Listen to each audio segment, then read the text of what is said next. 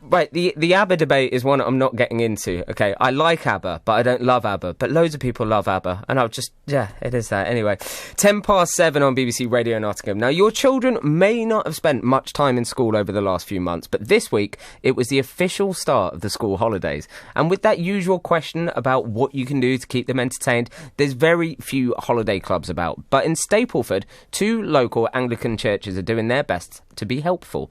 Emma Jane Jones is the leader of the Montrose Court Church, and Emma is on the line now, I believe, through the Masters of Technology. Emma, good morning. Good morning. Morning. So, Emma, what are you doing to keep kids busy? Okay, so the Church of Montrose Court is part of the parish of Stapleford. So we have St Helens Church, St Luke's Church, and we are the Estates Church at Montrose Court. We're a small church plant. So we're not able to always do a lot of things on our own. So we've joined forces with church in Stapleford, our main church, and we're also working with the Stapleford Food Project. And this week we've been handing out packed lunches to anybody who wants them, children, adults, whatever. And in those packed lunches there are crafts, all the sort of crafts and Bible stories that you would normally get given at a holiday club. Okay. So we've been doing that remotely, really. So what sort of crafts are in there? I'm intrigued because I'm not sure. Oh, they're absolutely amazing. We have a fabulous lady called Susan Bell, who's an absolute genius when it comes to these crafts. And the story over 2 weeks has been about Daniel in the lion's den. Okay. So a lot of the story's been told through the crafts and prayers and things like that. And the kids have been able to take away a whole kit that will give them everything they need for these crafts, because we're really aware, excuse me, that a lot of children don't necessarily have craft stuff to play with at home. So they have been given biscuits to decorate with icing and sweets to make lion biscuits. They can make a puppet lion. They've been able to make prayer flowers, door hangers with lions on, telling, the story of the lions in the den. They've had all sorts of takeaways. They're absolutely amazing, these packs. Emma, you had me at biscuits, if I'm honest.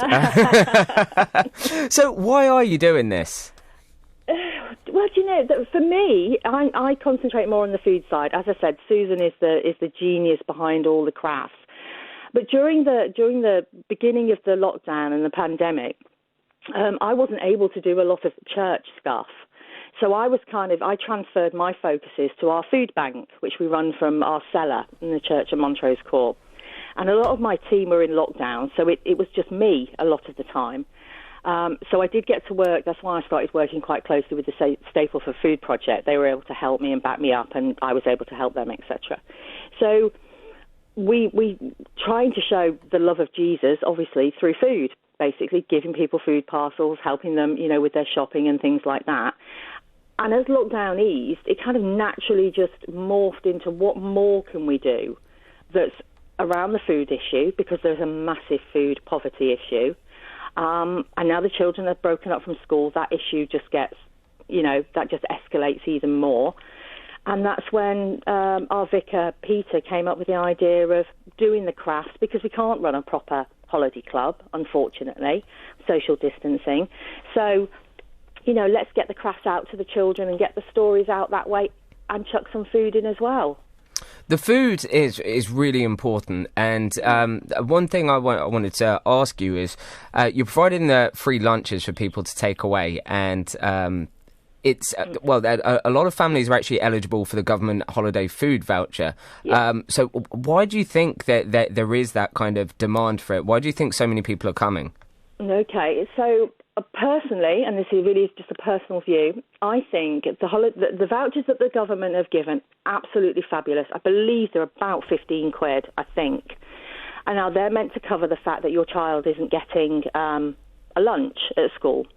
It's absolutely amazing. But if you're in food poverty anyway, if your household income isn't very much anyway, and you suddenly get £15 off your shopping, you're not necessarily going to, buy the stuff that you need for lunches. You'll just top up your ordinary food shopping, if you see what I mean. Yep. And B, lots and lots of people can't cook for a couple of quid a day.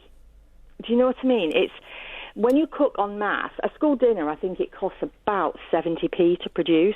A family can't produce a full-cooked dinner and a dessert for 70p. So the government gives them a couple of quid each day, and even so, that isn't always enough to provide a lunch for your child. Yeah. And I think that's where the need is. And it's not just children. The poverty issue, the food poverty issue, is huge. We have lots of adults coming, and we don't turn anybody away. That's amazing.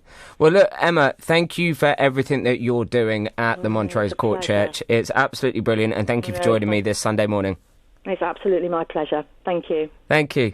That was Emma Jane Jones, the leader of the Montrose Court Church, doing fantastic things. And do you know what? That's what I believe. This is my personal opinion. During this pandemic and during